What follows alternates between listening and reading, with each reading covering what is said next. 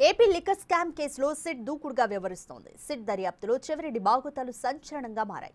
Driver పేరిట ఓ company, PA యజమానిగా ఇంకొకటి, ప్రధాన అనుచరులు, సమీప బంధువులు డైరెక్టర్లుగా మరొకటి, ఇలా ఒకటి రెండు కాదు ఏకంగా 8 సంస్థలను రిజిస్టర్ చేయించినట్లు సిట్ దర్యాప్తులో తెలిసింది.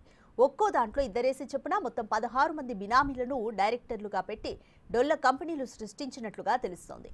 ఇవన్నీ ఒకేసారి ఒకే చిరునామాతో ఏర్పాటైనట్లుగా సిట్ విచారణలో తేలింది.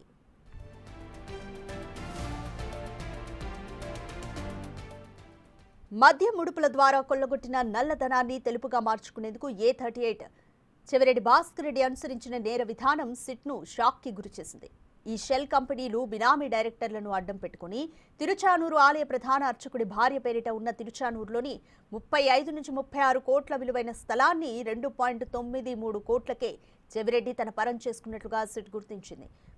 విక్రయదారుకు 24 లక్షలే నేరుగా చెల్లించారని, మిగతా 2.69 కోట్లను ఆమె చెవిరెడ్డి బినామీ కంపెనీల్లోని డైరెక్టర్లకు అప్పుగా ఉన్నట్లు డాక్యుమెంట్స్లో రాయించి ఆయా ఖాతాల్లో జమ చేశారని సిట్ గుర్తించింది.